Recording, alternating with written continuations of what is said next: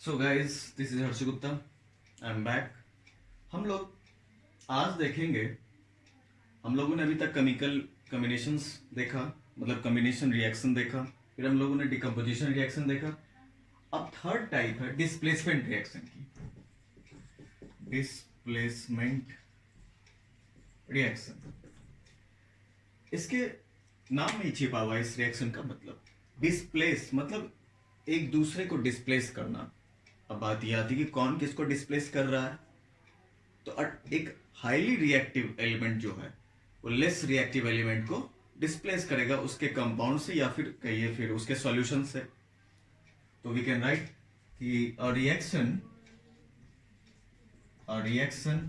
इन विच highly और more reactive element displaces, or we can write removes less reactive element from its solution, और compound we can write, मतलब एक ऐसा reaction जिसमें एक highly reactive element less reactive element को displace कर देता है। Okay, got it. अगर हम लोग बात करें एग्जांपल में आयरन की, iron plus copper sulphate,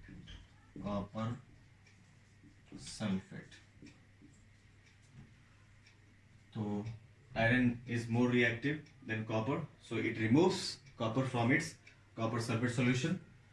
So iron sulfate is formed and copper is removed from its solution.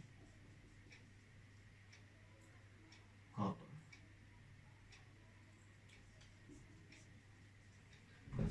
Fe for iron, copper sulfate CuSO4 and iron sulfate।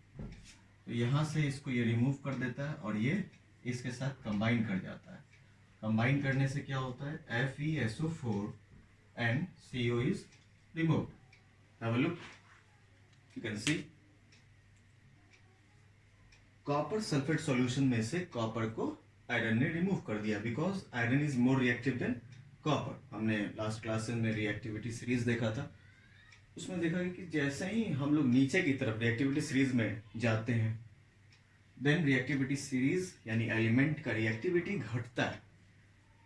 So iron is more reactive and iron sulphate and copper is remove from its solution. We can see, देख सकते हैं हम लोग। Any दिक्कत, any doubt, then please consult Harshit Gupta. बहुत simple है ये displacement reaction. हम लोग एक दूसरा एग्जाम्पल लेते हैं। सबसे पहले आप इसे देखें।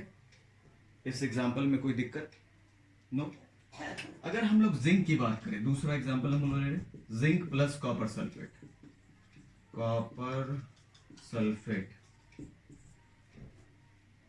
तो सोचिए क्या होगा। If you remember the reactivity series, then you can write any type of displacement reaction. मतलब हमें रिएक्टिविटी सीरीज याद रखनी होगी, तभी हम किसी भी रिएक्शन को कर पाएंगे। ओके, तो आप देख रहे हैं कि जिंक को जब कॉपर सल्फेट सॉल्यूशन में डाला गया, तो अगर जिंक इससे ज्यादा रिएक्टिव है, it is reactive, so it displaces like carbon और sorry iron.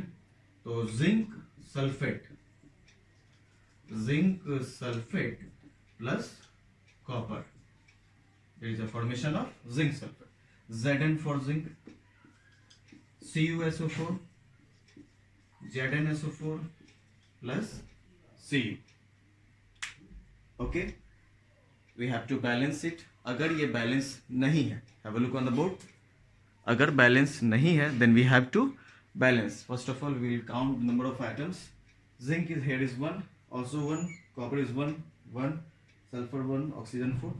It means it is balanced already. Okay, any type of doubt? No doubt. तो आपने कॉम्बिनेशन रिएक्शन समझा, डिकम्पोजिशन रिएक्शन समझा, डिस्प्लेसमेंट रिएक्शन समझा।